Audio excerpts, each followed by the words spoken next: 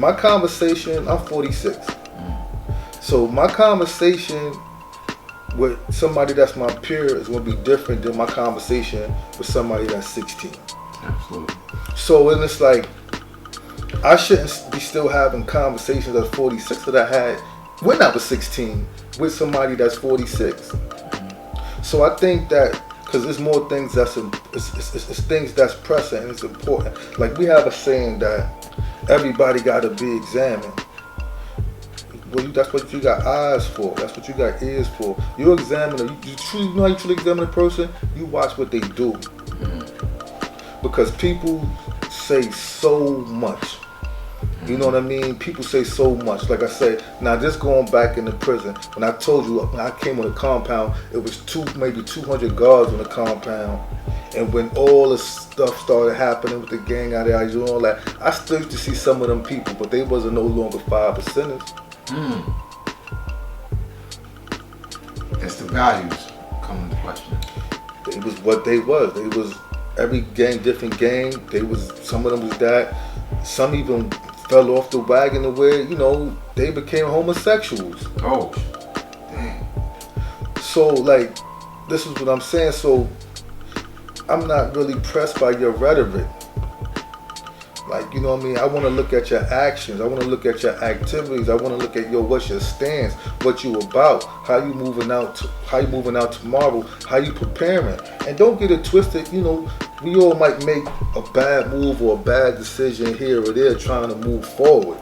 But you got to be trying to move forward. You got to be trying to ground yourself in certain things. Like, you know, it's like, how can I take pride in saying I taught 20, 30, 200 people knowledge of self, and I don't teach my own seed? Like, you know what I mean? Like, it's like, once you, in a professional capacity, I'm always a teacher. But me just going out there now, and I know that I have a child that needs me, you know, and I'm not teaching my own child. I'm not teaching my own child good principles. I'm not teaching my own child good morals. Like, one thing I don't do is, cause my daughter be 3 next month. Like, I don't, like, she always grab she grab my chain all the time. I said, no, you gotta get your own chain eventually. You gotta earn your own chain, this daddy chain. But it's like, I don't try to give her no mathematics. I don't try to give her. She need to develop her own identity as a person at first, because we can stunt our children's growth. Like I see people all the time, like they got their seeds saying the math. That's cool. That's what you want to do. That's what you want to do. But whose identity is that? Is that your identity, or is that the child's identity? And I don't think we should stunt the growth. And I got this from one of my good friends, because his daughter, like, she knows, but he's like, yo, I didn't give her nothing until she reached a certain age, and I gave it to her naturally.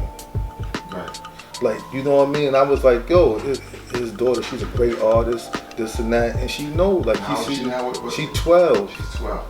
Yeah. So see, here's the thing though, you know, like with dealing with the identity, because a lot of times the society is so poisoned with so many different things, so you don't want to leave that to chance. It's not chance. You teaching your seed the whole time. You teaching values. That's the bottom line. You teaching values. You teaching like